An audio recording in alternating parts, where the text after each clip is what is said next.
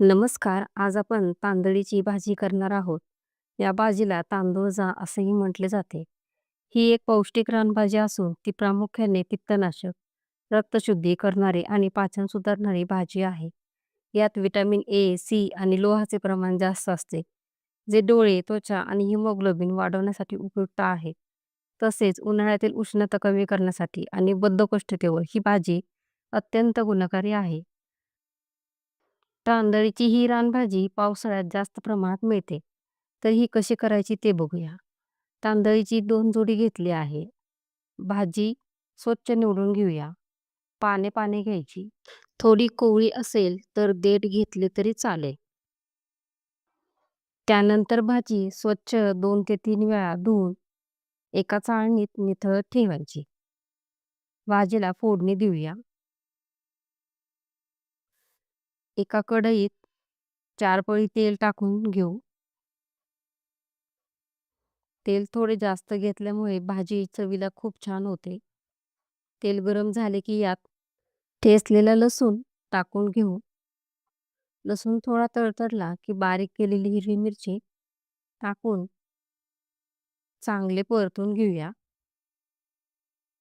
एक मध्यम आकाराचा बारीक चिरलेला कांदा टाकून घेऊ. कांदा गुलाबी होईपर्यंत परतून घ्यायचा आहे. कांदा परतून झाला की त्यानंतर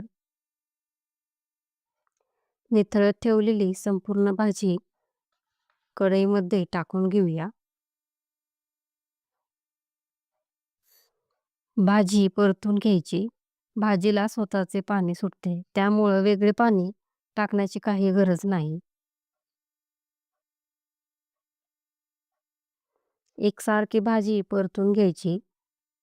जोपर्यंत भाजी खाली बसत नाही तोपर्यंत भाजी परतत राहायची.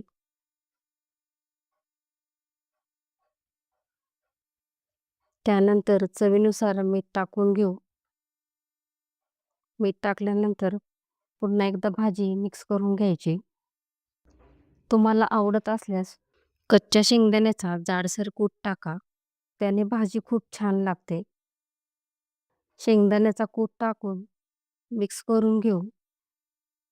शेंगदाण्याचा जाडसर कूट टाकल्यामुळे ही भाजी भाकरीबरोबर किंवा चपातीबरोबर खायला खूप भारी लागते.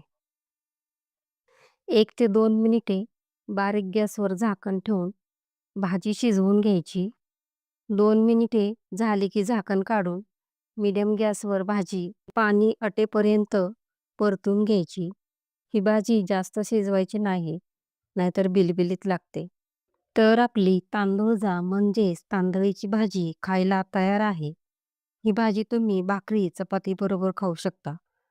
तुम्हाला जर माझे व्हिडिओ आवडत असतील तर व्हिडिओला एक लाईक नक्की करा, शेअर करा आणि आपल्या चॅनलला सबस्क्राईब करायला विसरू नका. आणि ही भाजी तुम्ही नक्की करून बघा. तुमची भाजी कशी झाली ते कमेंट्समध्ये नक्की सांगा. तोपर्यंत धन्यवाद.